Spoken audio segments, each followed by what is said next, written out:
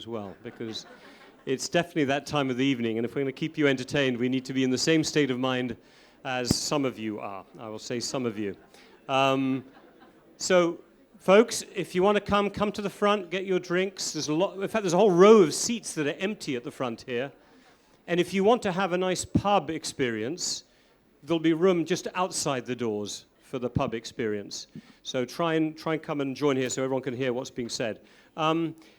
So the title we have for this evening session is Unstable Regimes, Fake News, New Media, and Our Political Futures. So that's a pretty big title. And what we want to do is make sure that we really dig into this in an interactive way. We've only got 1 hour, and we're going to probably lose your attention if we're not to the point and punchy in our comments and our answers. I do want to bring you all in pretty quickly. There's a lot of very experienced individuals in the room, so I will be reaching out to you. Have your thoughts ready. We're going to break the conversation into 2 pieces, into a discussion of the situation as it is right now, and then a little bit about what are we doing about it, what can be done, what should be done. And this is, again, where we want to make sure we can draw on all of your insights around the room. So we have a great panel with us here today. I think people have been seated in the order, actually, in which I've got it here. So I'm not going to do long introductions because you've got them online and so on.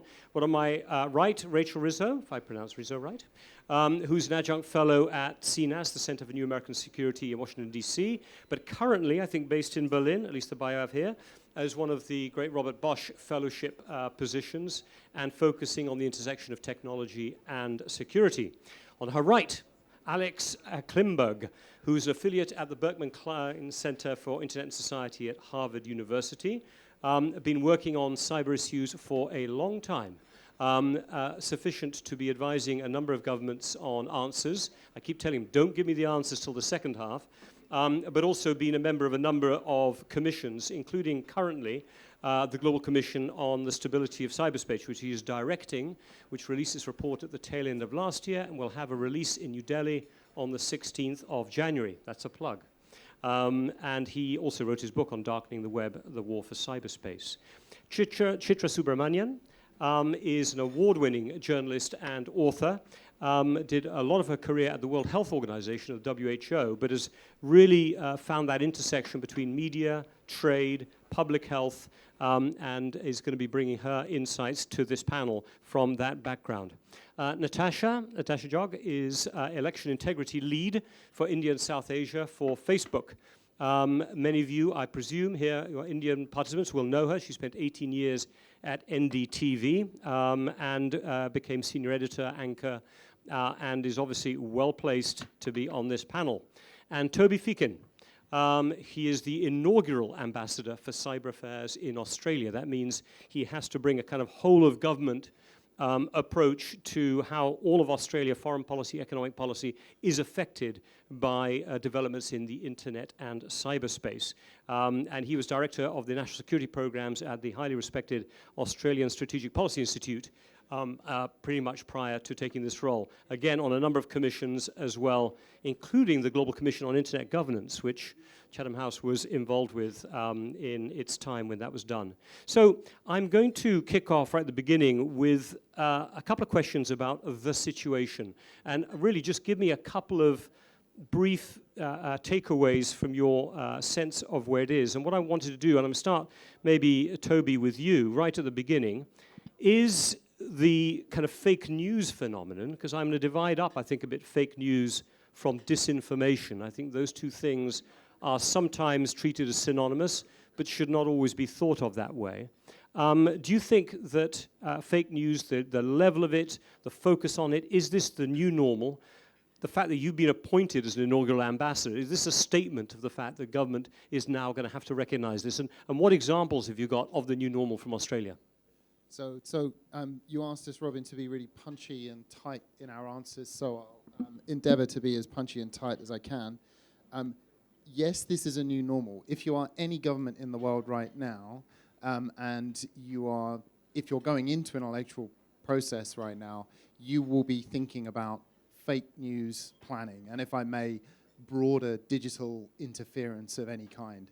and you must have some kind of planning in place and technical approaches to how you deal with those things.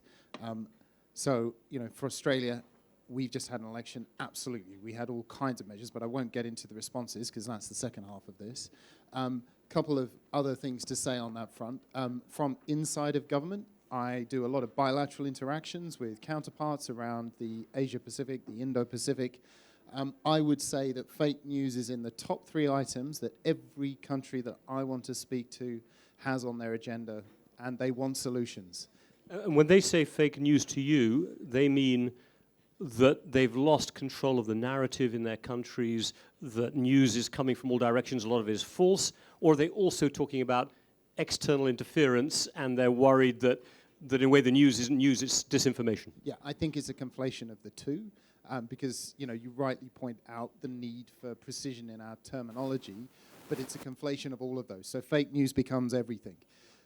And often countries are looking for responses, and we'll get onto that in a minute, but there is a propensity to control. And I think that's a good, if you like, opening for what we might talk about in the next half. But, from where I sit, this is one of the most fundamental challenges of our time, because the fake news phenomena and all the other aspects that we will go into are basically those countries, especially certain countries, authoritarian regimes, have seen now the advantages to exploiting the openness of the internet architecture and the kinds of democratization processes that it has traditionally enabled, and freedoms of speeches, and it's being turned back against us. And this is definitely the new normal. So this is the new normal, and we are talking here a lot about democracies and how they cope with it. We may want to talk about other types of government as well, but for democracies, obviously, access to information is the basis upon which citizen decisions are made. And turning to you, Natasha, in a way, if this is the new normal, then Facebook being at the core of news is the new normal. There always seems to be the sense that Facebook is trying to say, no, hold on, we're not news, we're a network, we're a platform, we're bringing people together. But do you feel that, as somebody inside the company and having to explain it, that you've got to the point now where actually you're just going to have to accept that you are woven into news and the process of news, if not a news creator? Oh, absolutely. And when it comes to fake news, and I'm talking here about misinformation first, there is no doubt that we are committed to combating it, but it's also important to realize that there is no silver bullet to take on fake news or misinformation. The scale that we sometimes find ourselves faced with is really enormous.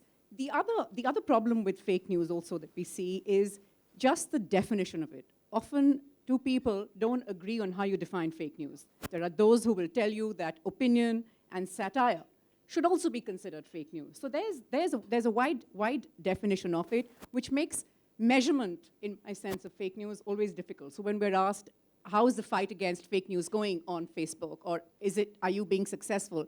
It's always hard to quantify it. It's really tough. And I know that you said we'll go into solutions later, but I just want to say that in this regard, we are working to try and get more data to be able to measure this better. So we're doing a whole lot. I mean, we're trying to work with third-party fact checkers and academics to get this data. We've got an initiative called Social Science One, and that I think is critical, especially to the work that I do around election integrity, because this initiative is just looking at the role of social media in elections. Yeah. And we are looking at data that's going to come out, and we are hoping to share it. It's also important to note that in the last 1 year or so, there have been some studies from, say, Stanford or Michigan, which have said that in the last 3 years, the amount of fake news on Facebook has come down. So we are encouraged by that, but we know that we are faced with a really huge challenge. And a lot of the times, things are up and we're getting things wrong. We realize that, and we are learning every day.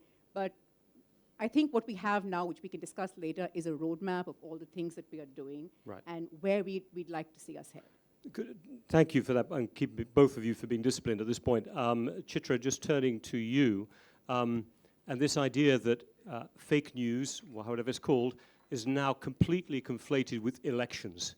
And you almost can't prepare for an election now without governments having to think, and civil society and individuals all ramping up to prepare themselves for this kind of flood. I mean, how does one tell the difference between traditional political campaigning, targeted political campaigning, which the Obama administration was one of the great, well, the Obama campaign was one of the great propagators of, and real manipulation and lie spreading? Is this part of, again, the new normal, that we're not able to distinguish between those two things anymore? What's your experience? Yeah, thank you. I have, just to come back, I did some investigative journalism before I worked for WHO. So I have experience with governments planting stories on both sides. So I don't think that fake news by itself is new. What is new is the absolute lack of integrity, and technology plays a role, because technology by itself is neutral, its use is not. And you said we'll come to solutions later, but if I see it in two tranches. The first one was when everybody went on the web. You know, the web actually destroyed the news space, because news is a shared and lived experience. And then what happens more recently is that we have this fake news. But I think fake news is a business model. I genuinely don't think that good journalists fall for it. And I think the newsrooms today need to have, when I work with newsrooms and young people, I think you need to have ethicists in newsrooms. You need to have engineers. And I'll just cite one experience that brought home to me this entire beast.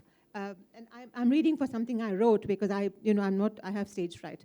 So, I wrote, yeah, I do. So I wrote that the truth of ethics, media and investments was brought home to me when a group I'm mentoring on media and technology told me their funders asked them which part of their site was addressing fake news. Yeah. When they said they were IT engineers wishing to strengthen good journalism with new tools and algorithms, the funders lost interest. So there is this whole thing about you have to be reporting this amount of fake news. Fake news has always existed. And you say fake news always existed. Is it the risk, however, that the kind of clickbait phenomenon is that right now people know that almost psychologically you can draw more people into the business model? Well, I'll come back to leadership. Who owns the media? Who owns it? Today, it's more democratized. So, when I was a journalist, it was owned by a few families or a few people, and there was checks and balances for what was a good story. Today, anybody can, you just get on and you can, from the time it takes you 15 minutes to get money to make money with a piece of fake news. Exactly. And that, to me, is the danger. It's the newsrooms which need to look at this issue.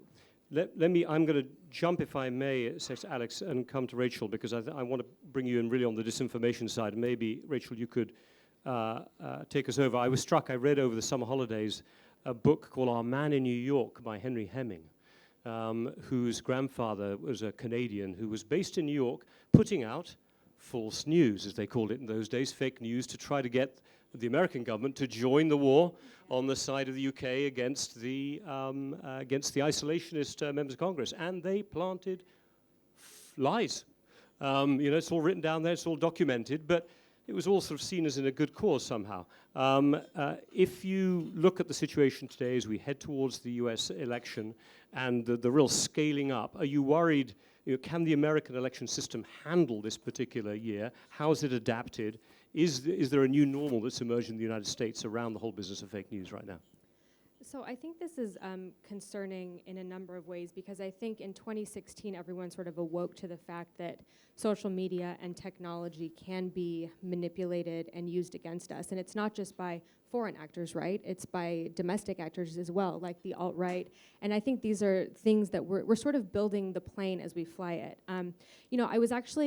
When I was doing some research to get ready for this panel, I was looking at this computational research project at Oxford on this very issue.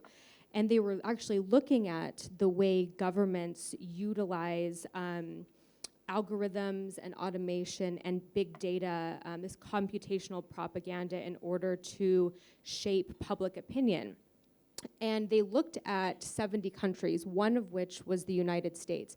Other countries include, Venezuela, Brazil, the United Kingdom. And some of the research shows that there's a 150% increase over the last couple of years in the number of countries and governments using social media to launch manipulation campaigns. So again, it's not just coming from people, it's also coming from governments, and this is something that we're experiencing. But just one last thing. Organized social media manipulation campaigns by governments in the 70 countries that they looked at, that's up from 48 countries in 2018 and up from 28 countries in 2017. So this is a problem that's just getting bigger and bigger, and I think the 2020 election is going to be a real bellwether and a watershed moment for the United States to see how technology companies in the US deal with this. Thank you again for that very fascinating data as well. And you have provided the segue, Alex, I think over to you, this idea now that disinformation, which maybe is loosely called fake news, has become a form of hybrid warfare, to use that term. Is that the new normal? Every time an election comes up, other governments ramp up, either very aggressively or more subtly, to try to change a particular political position. Why do diplomacy afterwards if you can get a change result early? Well, first of all, I also have a problem sometimes with using the term fake news in that context. So at a hacker conference in Las Vegas a couple of years ago, we used to have to drink a shot of whiskey every single time we used the term fake news. I would like to do that now, actually. I think they have to get the bottles open at the back in that case. I can hear a lot of fake news muttering at the back. But fundamentally, people sometimes like to come back to the idea that disinformation campaigns are old hat, that we've been doing active measures and propaganda campaigns since the beginning of time, and that there are also military doctrines developed to exercise this. This is all true, but I think that the difference is now actually the technology has caught up with the theory. Now we can do things that in the 1980s we speculated about. We can do these at extremely targeted level, and we saw that again in 2016. And in 2016, what was so remarkable was that only part of it really was concentrated on social media. So there's one way of looking at the 2016 hack is, if you take an academic perspective, is that you had the idea of compulsion, is that you influence the news cycle. You influence the news cycle by, for instance, targeted leaking of information that basically took the attention away from candidate Trump at a time when he was making gaffes. And that was targeted. There's evidence for that, and that was done specifically to interrupt the news cycle. Then you have the second level, which is effectively compelling, which was a social media level, which was involved 80,000 Facebook posts that basically interacted with 126 million Americans. I mean, it's unbelievable how little money was actually spent to such an incredible effect. But that actually was not about encouraging effectively support for one particular actor. It was more about demobilizing, inciting conflict, and actually a lot of other things that most campaigns don't concentrate on. And for me, the most insidious element, however, was the third, which was more or less the third face of power, to use Joe Nye's model, which is effectively attacks on institutions of public life. So going after think tanks, going after the press, and effectively removing them as a source of legitimacy to talk on what was going on. So it became basically impossible for an outside voice to say, hey, this is fake news or disinformation or similar, because all the institutions of public trust were targeted. And this is also effectively what a Russian dissident once described in his book, that nothing is true and everything is possible. And this was a message that was transposed, and that has profound effects, not only for that particular election, but also for all of our societies. And I think also they will find out also in authoritarian societies. They will face a blowback as well. And just as a kind of one-line answer, people are not going to draw back. The fact that we're talking about it, you've got this great group of people who've come out this evening, rather than being at the bar, to talk about it. You think they're going to keep going, even though so much of this activity has been exposed and can be exposed, it's still worth it? Absolutely. I mean, as we just heard before, 2020 will be a very interesting battleground, but we can expect something new. Because last time it was new for most of the public, and this time it won't be the same stuff we saw beforehand. It'll be something different. And this is what we need to get our heads around, is that this is a new form of warfare, that effectively some systems, especially those systems that have prioritized information as a tool of conflict, have a lot of experience with. Most Western liberal democracy-style systems do not. It's just not in their DNA. So they have to readjust to this type of conflict without losing the bare essence of what makes them democracies, which is, of course, freedom of speech. Chitra, do you want to come in? Yeah, really. Use the microphone. Yeah. Why are we going on and on about Western democracies as if it only exists in the West? I mean, this, you know, I take issue with this. I mean, you're sitting. Just worried about himself. I'm sorry, you're sitting in the world's largest democracy. 1.3 billion people, 800 million Indians go to vote. More than America and Europe, more than there are human beings in some parts of the world. But let me just come back to this whole thing about, you know, the fake news cycle. I have monitored it just out of interest because it's it's a 24-hour cycle, and it self-propels and self-destructs. And what happens is that money is made, but something else is happening. I think, and that is to me is much more pernicious, because the verifiers of fake news are part of a closed and undeclared applauding unit across the world. So if you look at time zones, by the time you have finished going, let's say California, right down to the, where the sun rises or sets, you've destroyed lives, you've destroyed business models, you've destroyed people, and who on earth is going to be able to regulate this? Well, that perfect segue, therefore, back to you, Toby, who's going to regulate this. You wanted to get into the answers and the responses, and that's obviously a key part of your job in the Australian government. Can you let's get some ideas on what you're doing about it, then I'm going to come out to all of you once we've had a few sets of answers from folks here and bring you in for your comments. What have you put at the top of your list of ways to respond? Sure. So I think there are various ways that you can respond. Some of them are, I think, really bad ideas, and especially if you're sitting in a liberal democracy, I think you want to be thinking very carefully when you're looking at more technical censorship style approaches, which some What do you mean by do. technical censorship as opposed to political censorship? What do you mean by technical? Well, technical measures to be able to censor certain aspects of news cycles, yeah.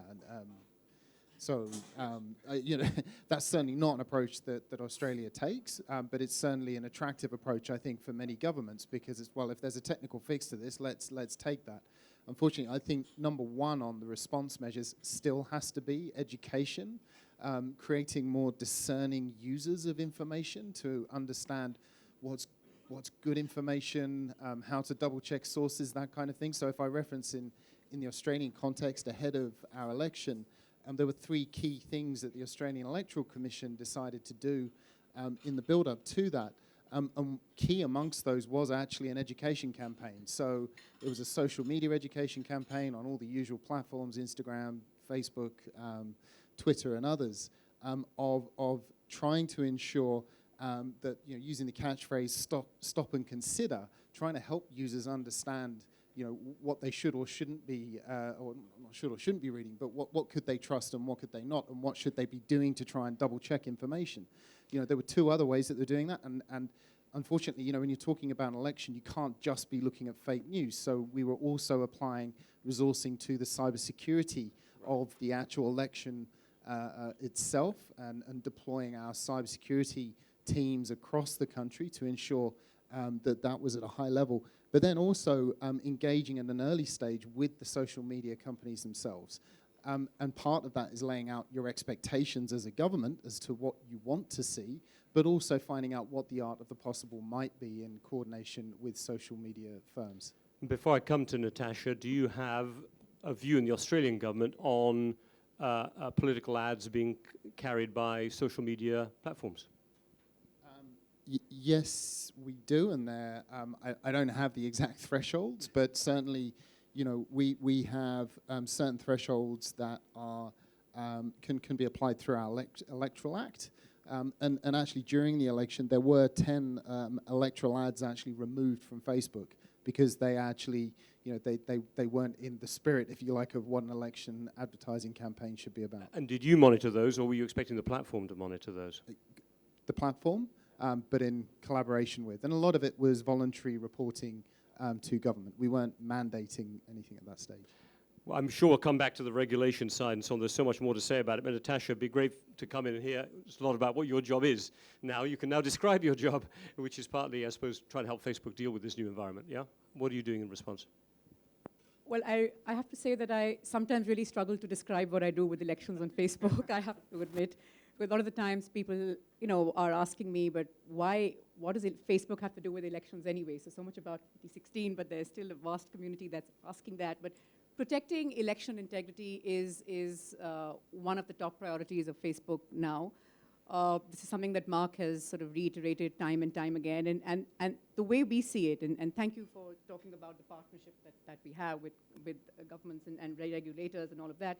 But the way we've identified it is basically into five big buckets. The first is crackdown on fake accounts. We have found that when it comes to bad activity, be it misinformation or any kind of coordinated inauthentic behavior on the platform more, it is fake accounts that kind of lead the charge on this. Every day, Facebook is bringing down millions of fake accounts, and machine learning and artificial intelligence has become so good at this that 99% of these are now being brought down before they are even noticed. Now, at the same time, very often, the way we see countries today and how they operate, I beg your pardon, is humans sitting in a room and creating these accounts. So there we also sort of need to change the signals. I mean, a great example that we often hear is, and I like to quote, is that of my mother. When I first brought her onto Facebook, for the longest time, I think for over 2 months, she just had my aunt and myself as her friends, and she would very tentatively like our posts, and she would not try anything beyond the like button, and she was really wary. But how a fake account would work is almost as soon as the account is created, there are dozens and sometimes hundreds of friend requests going out, lots of groups that they are suddenly part of, and suddenly they're commenting. So these are the kind of signals that we pick on. In the first quarter of 2019, we brought down 2.2 billion fake accounts. So, I mean, that is the volume and the scale at which this is operating. The second, and we've touched upon that briefly, so I won't go into too much of it, but the second big bucket of our election work is combating fake news. If it's a violation of our community standards, which is basically principles which govern all content decisions, it will be brought down.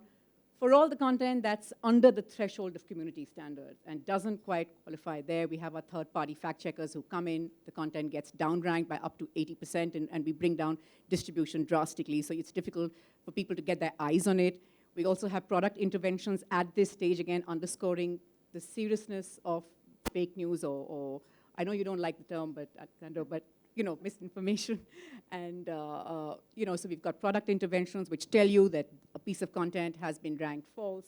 You get an article by the fact checker. We have 56 fact checkers. I think they're fact checking in 42 odd languages. And you get the article by them with, why they have found it to be false. And should you want to share it again, we make sure that you know that this is false. Do you really want to put this out? Consider it, again, the point that you made. The third bucket quickly is all our work around political advertising. And what do we do? This is pretty much unprecedented transparency as we see it in political advertising.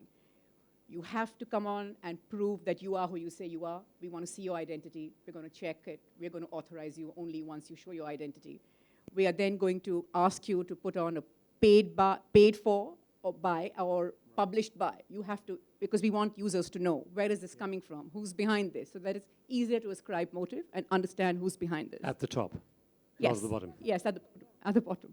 And this goes into a searchable ad library. You can't miss it. I want to point that out. You cannot miss it. It goes into a searchable ad library. Anyone can go in there and see the spend, who was being targeted, what was the audience size. And importantly, we've also given the API access, or the back-end access to academics, to journalists, to researchers, because we want them to go out there and do their research and see what they're finding. Our next big bucket, sorry. That's right. I hope there's one more bucket. There are two more, but I'm quickly running through them. Quick buckets. Quick buckets. The next one is preventing bad actors, and we've touched upon that briefly, but again, looking at signals, looking for behaviors, for any coordinated activity. This could be by domestic actors or foreign, and we've seen a fair amount of that. And the last, when it comes to our election work, is to build an informed electorate, because at the heart of it, we believe Facebook is all about voice and expression. We want people to come out, know what their candidates are saying, know what people in power are saying, and engage in healthy debate. So we've got election day reminders and other products in this line.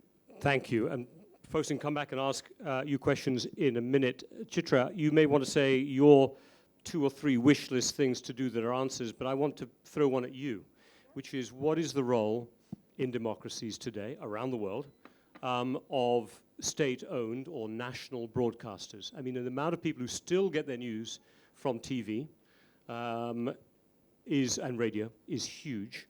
There are very different approaches to what a state-owned news station should be doing, whether in Europe and I'm sure across South Asia as well, and India and everywhere. So what is your view of the role of state-owned news outlets in particular in this process of misinformation, news, etc.?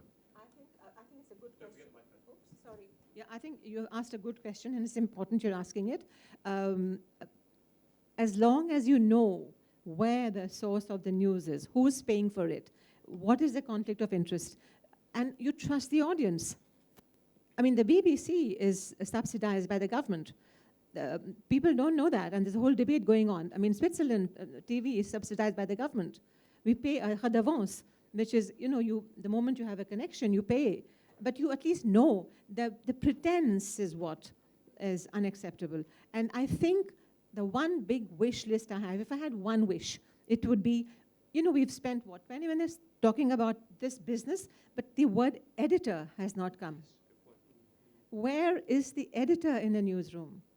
And that, to me, is like going into a kitchen and saying, well, we don't really have a cook, but we have all these things. No, where is the editor? Yeah. So you need to come back to basics. And that's happening. You know why? Because today's children, and I'm old enough to say, are consuming news very differently. And I saw this in the European elections, in the local European elections, which didn't get much play in the world. They first consume news in many different languages. And they are listening to podcasts, they're listening to radios. We were talking about how is the younger generation consuming news. They're consuming news in so many different ways, which I don't think that when Natasha said, I think, if you ask somebody today, most governments think fake news is a Twitter account. So let's get back to basics.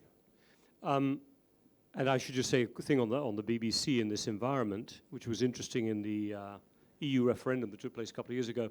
Many Europeans will have heard this phrase, but this phrase came out of the BBC being accused of having balance bias. A bias towards balance because of how quickly they were hit on social media. If it looked like they seemed to be advocating for one side, if one side had the evidence. So you then had to give as much evidence to the side that may not be evidentially true. So you get caught in an amazing set of traps here. What would be on your wish list, Alex? I'm going to go this way down now. Just keep going as I'm going down the row. Alex, what do you have on your wish list? Well, currently, one of the more popular strategies in dealing with disinfo campaigns is resilience, which is a good thing. So if you look at what, for instance, the EU Commission has been doing for a number of years at low flame, it's, for instance, supporting Stratcom East, or East Stratcom, which is a website dedicated to fact-checking news. And that's basically used as a reference site for governments and newspapers to basically make sure before they run a story if it's a story that has received a lot of flags or not. But also countries like Sweden and Finland, Estonia, they have education programs already mainstreamed through down to 10-year-olds on how to spot fake news. UK government has a program called Contest, which is dedicated to dealing with fake news. So that's the good news, that there are deterrence, the resilience strategies out there. The problem is that for some countries, it's quite difficult to do these strategies, or they're not very attractive, and they might be more inclined to follow a deterrence path. So in the US, there's been a situation that in the last couple of years, US Cyber Command has unearthed its new command division, which called Persistent Engagement, and amongst many other interesting things, it also has said that it will respond to disinformation campaigns with actual cyber attacks, not only espionage, but cyber attacks. And in November 2018, the Internet Research Agency, the famous troll factory in St. Petersburg, which, however, is only a troll factory and doesn't actually do espionage or do cyber attacks, was knocked offline by a military cyber attack, which is actually something previously only Russian and Chinese actors were accused of doing.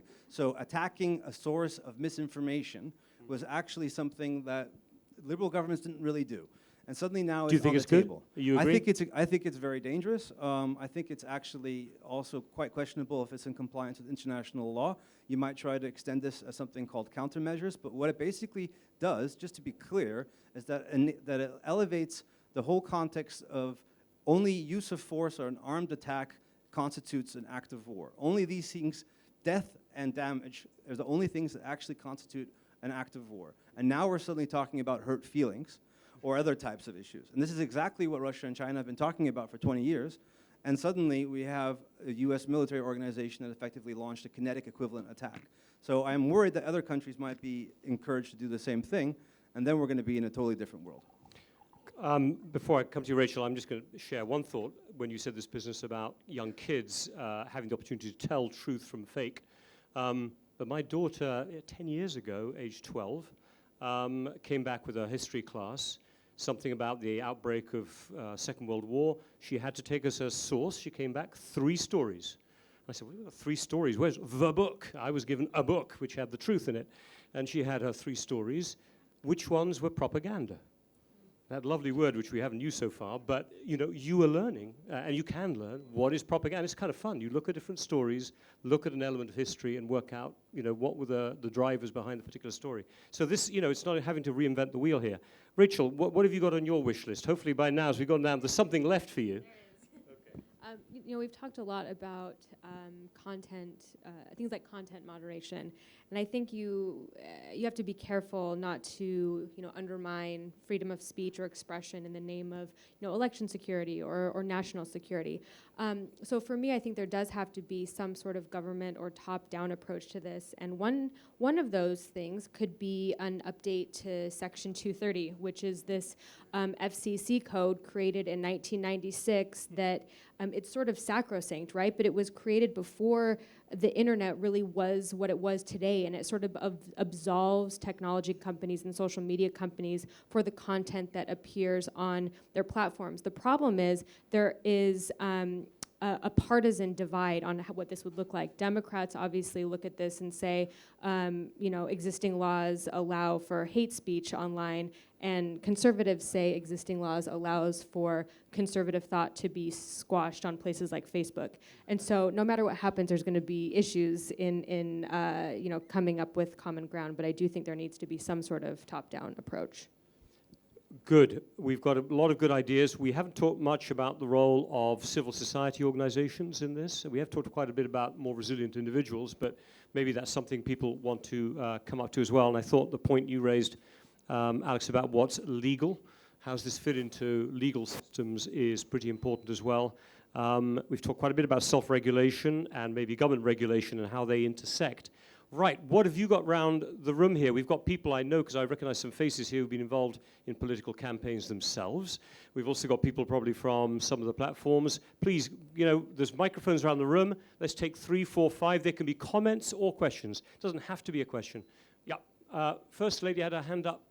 No, in fact, there's a man behind the lady. Yep, there, microphone. Could you stand up? Would be great. And the microphone will come to you, I think. Yep.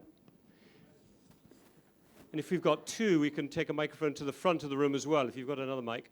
Yeah, thank you very much. Just for the sake of entertainment, it's 10 o'clock in the evening, and I wonder whether the developments we have just discussed are all that new. I would like to quote German Chancellor Otto von Bismarck, who 150 years ago said, "Most lies you hear before elections, during war, and after hunting." What we have been talking about is a question which I would like the panel to address in greater detail. Are you overestimating the ability of campaigns to manipulate the political choices of citizens? Or are you probably underestimating the ability of citizens in today's world to form their own opinion using technology? Because the consensus seems to have been that people are basically exposed to campaigns and they cannot control their own choices, given the fact that some forces in not so benign countries are controlling their fate. So that's the question. Thank you very much. Right at the front, can we bring a microphone right down to the front? And then we'll leave one at the back. Yeah. We'll take the person at the back because they got the microphone already. You start, and then... So my question is to Natasha. She spoke about giving API access and stuff to figure out that if anybody's running a targeted campaign through advertisements and stuff. So just one small bit of suggestion that during elections, yes, you make people verify their identities for giving political ads. You give public access to see what is going on. But what the problem is that once the elections are over, For issue-based advertisements, Facebook is completely silent. So if somebody was to run a CAA-based, like, Citizen Amendment Act-based campaign today here, or any, subversive issue, or maybe a campaign or Kashmir or Brexit, you don't even verify their entities, you don't even give any public access. So just one suggestion that, let's make any advertisement given by anyone on an issue, make it public that how much money was spent and who was the person running that campaign. Thank you. Right, so you got that hopefully, yes, and there's a bit more transparency. Marieke. Yep, microphone's right there. Thank you. My name is Marieke Schaak. I'm a former member of European Parliament, currently at Stanford. And I have a question for Natasha about understanding what's really going on Facebook, and maybe for the rest of the panel on other platforms, because I think it's a broad problem. If you ask me what we know about the actual impact of disinformation and coordinated inauthentic behavior and whatnot, I think we know less than we think. And part of the problem, I believe, is access to information. So I wanted to press Natasha a little bit more about why Facebook does not give more access to information to academic researchers, regulators, members of parliament, the population, because you mentioned Social Science One, but I encourage everyone to read the statement that they brought out. They're very, very critical. This is a coalition of researchers. They're not happy with the data that's forthcoming, not happy with the access people are withdrawing. They're wondering whether Facebook acts in good faith. And so I don't understand why this helps Facebook. As every day we can read attacks vis-a-vis the company, I would imagine that an option could be radically more transparency so people can learn from themselves. And so if not, why not? Okay, lots more hands going up. One more at the front here, right this front table. Yep, I'll get you. Let's get, yeah. Matthew Sada, my question is for the panel. And today, if we were to write a new constitutional preamble, which we've heard a lot about here in the news, would we have a right to some type of digital medium? Would there be a digital civil right espoused in a constitutional document if we were to write a new preamble? Wow. That's I tell you what, let's just take a few of these, because I've got somebody waiting here, somebody waiting in the back. We've got lots more. No, hold on. We're just going to, let's get a few answers in. You want this one? Which one do you want? You've been chosen. I'm losing my power over this panel. Right, go ahead. Yeah, you've got the microphone. Who is it? Yes, please, go ahead. Yeah. Chitra's said you were going to ask. Okay, no, well, I'm going to ask, I really want to raise a slightly different issue, that there's been a lot of writing about what we're calling limbic capitalism. The ability of consumer companies, and particularly the social media, to exploit their detailed knowledge of how the dopamine system works in the brain to do pleasure, exemplified by the way you use likes and funny little faces and ticks. I mention that because a lot of people are saying, oh, just leave it to people, they'll be able to sort it out, self-responsibility. We're way beyond that, and you know it. You know that the neuroscientists, the neuropsychologists, the new behaviorists, the use of brain scans are telling you exactly what turns people on or off. That's been built into the modern political campaigns of today and into the way in which consumer goods people are addressing it. I have no idea how you address it, but I wonder if anybody has even started thinking about this being a dimension that is deeply, deeply pervasive. Great. Let's take that group of questions. Natasha, as you've had a whole, at least three, I think, thrown in your, certainly two, maybe the limbic capitalism is in there, if I heard it right, for you as well. Why don't you start off, and then we'll go into the business of whether we're overestimating the power of these campaigns, and finish up with constitutional preambles. Yep. Right, I'll take the question on transparency first. I'll take Jay's question first. I want to just go over some of the things that we're doing, and I believe that they're not enough, and we are constantly figuring out what more we need to do and where we can give the access. We are now giving a lot more transparency and putting the spotlight on a lot of what have been previously dark areas in social media. Political advertising is one. I mentioned the API access to the tool that we've given to researchers, that we've given to journalists and academics as well. That's one. We've got a community standards enforcement report out there which tells you prevalence of bad content on the platform, which is basically stuff that we've missed. We tell you what we brought down, and we also tell you how much did we actually bring down before it was reported to us. There's another transparency report where, again, we're trying to focus on what are the kind of requests that we are getting from governments around the world, where are we complying again, to tell you just what are the kind of, the range of requests that we are seeing. Social science one I mentioned, there's also the external oversight board, which is going to basically pretty much be the last word when it comes to any decisions around content, and we're hopeful that that's going to be a huge step forward. I take your point, perhaps there is more work that can be done, and we are constantly trying to figure out that as a company that believes so much in transparency and believes that transparency leads to greater accountability and responsibility, we need to do more, and we are learning and figuring this out every day. In some cases, and not to say that that is talking about the areas that you mentioned, but in some cases, we don't give out too much because we are worried that people will game the system if they find too much out, but that's just one part of our thinking. And I take the fact that perhaps there is more we can do, and let me assure you that we've come a long way in the last 3 years, and we're not the company that we were 3 years ago. So maybe next time when we speak, I will be able to sort of tell you about more stuff that I've added to my list on transparency. I want to just take the issue ads question. There's no doubt anyone who runs an ad, political ad on the platform has to be authorized, has to run the disclaimers, tell us who you are, prove your identity, tell me who's paying for it or who's publishing it, and it should go into a searchable ad. Every issues are now becoming prominent in other parts of the world. We haven't seen them in India the way we've seen in the US or the EU, where say healthcare or education or even immigration become things. But sure, there's no doubt that there needs to be complete transparency around political advertising. And I don't know if you want to address the issue of the dopamine repressive, maybe that's a bit for everyone here, but that is part of the business model element here as well, that Facebook needs to keep some of that really emotional engagement with the site for the business model to work. I mean, I think that's the core point here, is that not just Facebook, I mean, unfortunately you're on the panel, so you'll have to take the question as well, but that all of these sites do end up wanting to keep an element of that animal fire going within their engagement of their members with their sites, because that is part of what keeps them on, and therefore you want to have these stories flowing around and around. You don't want to damp it down too much. Is that a fair comment? Have you guys looked into the brain science on this? I think you come in as well, yeah. Well, I just want to say if there's any violation on the platform which is violating our community standards, it's going to be brought down, irrespective of what should stay So if there. somebody's firing up stuff that... Yes, yeah. if it's a violation of the standards that govern the platform, it's going to be brought down. There is no doubt about it. And it's not to say that we don't miss things. Of course we do. And it's been brought to our notice and we action immediately. But if it's a violation, it has to go.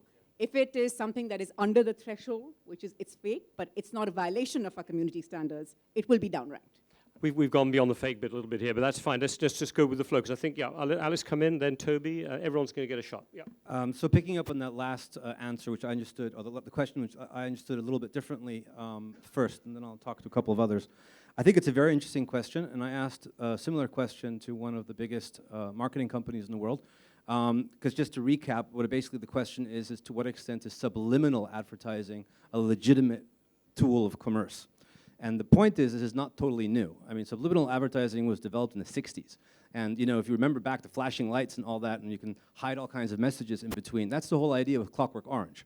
So it's been around. And I asked them, I asked actually the C-level of this billion-dollar company, how did you actually deal with this? And they didn't know, and they have to remember it's always been that way, and they had to go and think about it, and they came back with effectively industry self-regulation. So the industry at one point realized if they let this get out of control, they were going to get killed.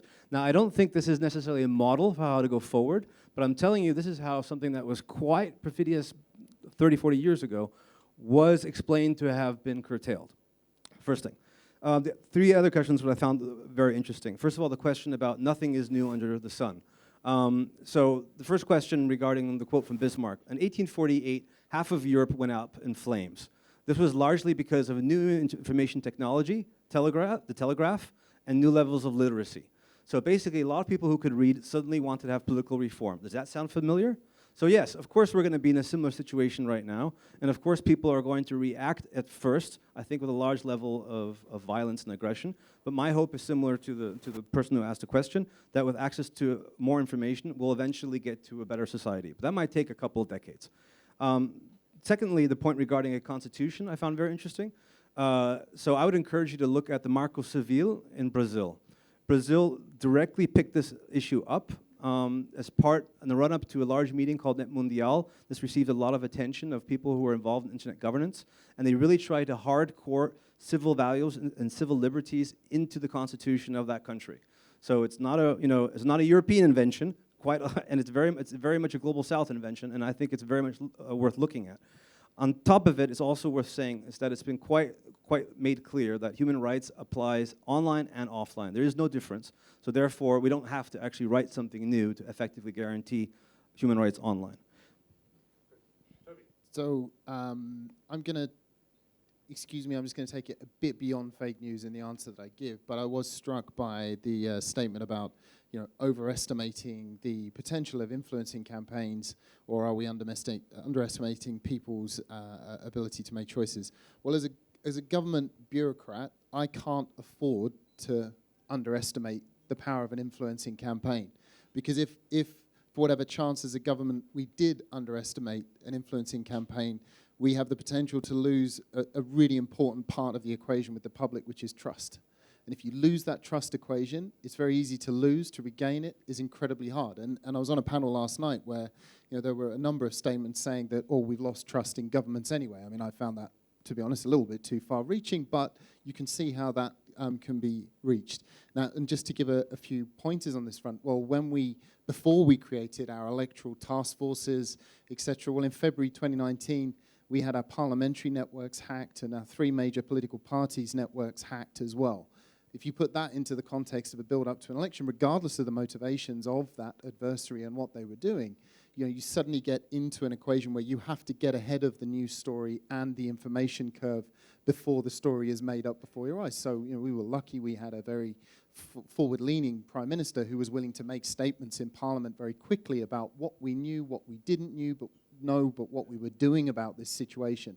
And I think that was a very powerful mechanism in terms of response. And then when we got into the actual task force itself that was built around the elections, well, we certainly didn't underestimate. And really, when you've got the foreign interference coordinator involved in that, which has a responsibility to look at foreign influence across both the digital environment, but also the physical environment, financial institutions, academia, that's how seriously we took the entirety of the issue. So I think if a government chooses to take that underestimation of a foreign influencing campaign and the abilities of what it could do, well, be prepared for some pretty negative consequences and that trust equation with the public to be well and truly lost. Thank you for those points. Rachel, one more from you, then I'm going to take a last little group of questions. Yep. So I don't really know what question I'm answering here, but there is something that I want to say, so I'm going to say it. So we've been talking a lot about misinformation and fake news, but what we haven't really talked a lot about is governments actively silencing the truth. I mean, look at a place like Turkey, for example, who has one of the highest numbers of jailed journalists in the world. Look at places like Bahrain and Iran, who are tracking dissenters and silencing truth tellers.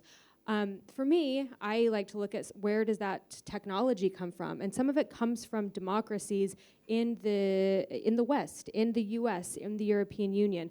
For example, the EU is trying to update this 2009 regulation right now, and they cannot even agree on putting the word human rights into this updated regulation. So I think it is up to democracies as well to do their part in trying to not just help quell fake news and misinformation, but actively working with people who are trying to do their part to bring the truth to light in places where it otherwise might not be looked at as okay. Thank you. I want to come in here because Malta is a small country in Europe. It's there's a journalist called Daphne Caruana Galizia.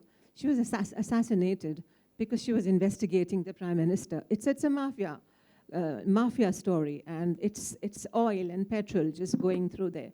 And it's her 3 sons have fought the system, and they have put the EU on trial. So the assumption that corruption is only, and I'm not saying that Turkey doesn't kill journalists or India doesn't kill journalists, but it happens in Europe, and they are still fighting for the Maltese Prime Minister to be tried. So let's get that right as well. Slovakia as well, there's been protests there on the same issue. Right, we had, there's a lady waiting very patiently right at the back somewhere. She's still here? You got your hand up? Yes, there you are. Please, yeah. You've got a microphone? Good. And then if anyone else, any last questions? One down here. And that's it. I said, well, 2 left, and then we'll wrap up. Yep. I don't know. Keep tapping. Is it on? Try now. No, just keep Hello. Right.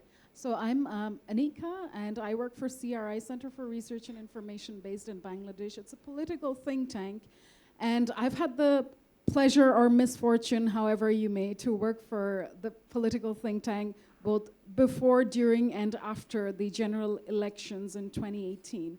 So what we've observed is, in case you didn't know, Bangladesh has over a third of its first-time voters are actually the youth or under 35, and almost half of our population is actually under 40 or under 35. So what we have observed as a political think tank is, Alex's favorite term, fake news tends to attract more attention than real news, because real news can often be just so mundane or boring compared to fake news. It has that adrenaline rush, or someone mentioned dopamine, and they often tend to gravitate towards that, whether it is with a real purpose or just to, stray away from a particular political party. So if you have any advice for the civil society, particularly the youth, what would it be? Thank you. All right, that sounds like a good closing question. Advice for civil society. Was there a man waving his hand there? Yeah, and then we'll finish here. Yeah, because the microphone's already there. Thank you. I was struck by the comment about who owns the media and that it's democratized. I live in Washington, D.C., and I'm glad that Jeff Bezos has a lot of money because it promotes fabulous journalism. So I'm just wondering if whoever made that statement would like to qualify it. Of course, you've got the interesting situation of Michael Bloomberg and the Bloomberg News Agency now running investigations of Republican candidates, but not of any of the Democratic candidates, to be fair to the Democratic candidates. Interesting. So it can play in all directions. No comment that I have a view, of course. Right. Great. Thank you very much. Robin, I'd like to go back to a question you posed earlier, and that is, what is the role, or what can we expect communities and civil society to do? And I ask that because there is a tendency when you have a lot of people from government up on a platform to talk about what government does and relate to other governments and think in terms of hierarchical top-down ways of dealing with the world.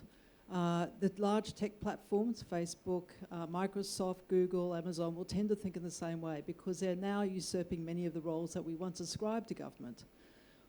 But democracy, liberal, Western, whatever you want to call it, is based on people doing the heavy lifting. What is the heavy lifting we should be looking to people to do, and how can governments facilitate that rather than disempowering them and infantilizing those people? Great question, I think, to finish up with there as well. So let's run down. I'm going to run down, because that way, Toby, you'll get the last word. And if you can each take one of those points, but advice for civil society, or what is the role of civil society? And then this issue also about ownership of media. So I think there are a few roles for civil society. One is supporting education and literacy programs, media literacy programs. Second, I think civil society can apply pressure to tech companies that host or accidentally spread misleading content. And then I think that civil society, misinformation works when there is a public that finds it attractive, right? It's a public that mistrusts the government or mistrusts the elite, as we say. So I think that there is a role for civil society in trying to lessen those gaps between policymakers and politicians and the public, and I think there's a lot of space there. This is a fertile breeding ground, I think, for a lot of people to do work in, and it's something that I think we need to definitely focus more on. Thank you very much. Alex, over to you. Yeah, I think also this emphasis on civil society is extremely important. There's sometimes a tendency to see civil society as the battlefield between the private sector and government. That's a neo-Gramscian communist view of the role of civil society, and I think civil society is much more than that. It's an independent actor, it always has been, and it has to have a stronger voice in this new ecosystem. There are a number of ways that can be exercised. There's one already quite obvious one, the fact-checking one and similar, which is important. Right. But I also think that pushback on a fair and equal level is an extremely important source of power. And what I mean by that, though, it has to be as less ideological as possible. So even though very often the target will be government, for instance, when they try to have controls that would be too much infringing on freedom of speech, there has to be the credit of the doubt when government is doing the right thing or when the government is actually correct in calling something out. That is something that particularly we have a problem with in Europe. Much more easier to basically say everything that they're doing on the surveillance side is bad. Very often there is overreach, and I think civil society has to push back on it. But to be a real credible actor in this space, it has to be factually accurate 100% and never ideological, 100% accurate. And that means when there is an actual alignment of views between the dastardly spooks and the sandal-wearing hippies, then that's a message that really gets across. And I think that's something that we need to hold on to, because that's the defense of democracy right there. Great, thank you. Chitra. Simple question. For me, the only thing is if everything fits into place or falls into place, you have to ask yourself the question, what are they hiding? Simple. This applies to civil society, this applies to journalists, and to newsrooms. And this is what I tell people I work with. When everything falls into place, tack, tack, tack, where's the beef? Thank you. Natasha, what's your last comment on this? Well, civil society partners are some of our most important stakeholders. I want to just quickly illustrate how closely we work with them. One is we didn't recognize attacks on people on the basis of their caste as hate speech, but it was courtesy, our civil society partners and groups that we work with, keeping us honest here and underscoring how important it was to recognize caste, even though we have global policies, but caste, of course, is a big challenge that we face in India, but how we had to incorporate it in our policies. That's one. I can see my colleague Sanura there from Sri Lanka, and that's another great example. In July 2018, we saw news on the platform, saw content on the platform on how Muslim minorities in Sri Lanka were poisoning water for, which was meant to be consumed by the majority similar to this. Now, it did not violate any community standards. There was no violence incitement there was no bullying and harassment and none of the others.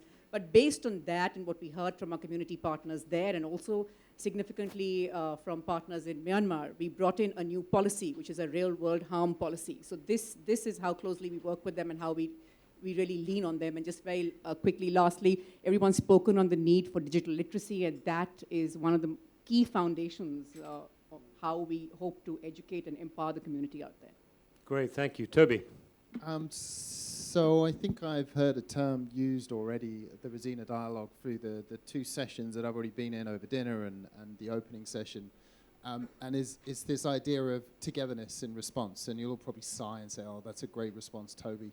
But we're dealing with very Australian response. Sounds all right. Soft for an Australian. It's pretty good. Yeah, you know, we have many facets to our personalities down under. But you know, the togetherness of the response is vital in this area, right? Because this is an area of life that impacts all of us wherever we sit. Be a, you know, as an individual citizen, we're engaging with these platforms constantly. As governments we are, as businesses we are. So we do need some combined responses here. So it's essentially about empowerment of NGOs, of civil society to be able to do this for themselves. Because, you know, Leslie, you and I have sat in enough rooms where we've spoken about cybersecurity awareness campaigns, and you immediately, even as government officials, sigh because you're like, well, you know, another campaign where we try and make everyone cybersecurity aware and hope that everyone listens. And you know what? More often than not, they don't really want to listen. So how do we facilitate that to happen from the grassroots? So I think that's how we need to, as government, connect ourselves. And in that way, you know, we can play a more useful role. But there is no denying that this issue is not going anywhere. And one thing that I thoroughly enjoy about these kinds of conversations is that the dopamine sure as hell flows from everyone in the room, right? And it means that we all have a responsibility, a shared responsibility in this. It flows so much that Natasha wants to get one last point in. One last point in, and I'm not talking fake news here, but just to illustrate in a different context, the whole example of how we are in this together.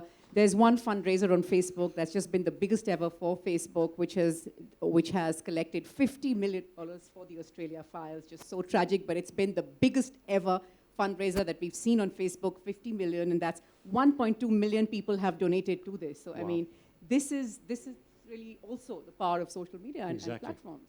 It's good to finish on a positive note, so I'm not going to, I was going to say we had a great conversation about the power of good regulation, the importance of transparency, the importance of engaging civil society in the defense of democracy and really thinking how it can use the internet and how you can use the platforms to do this. Ultimately, there's the grey area of whether is media part of civil society? We've often thought of it as being in that space, but as we've heard here about ownership, as we think of it how it spills over a little bit as well, media with the platforms that are for profit as well, we're starting to wonder about it. And for those of you who saw Uncivil War, the movie that's done by the BBC, I think it was Channel 4, about the Brexit debate. It had a wonderful Benedict Cumberbatch played the role of Dominic Cummings, for those of you who know who I'm talking about.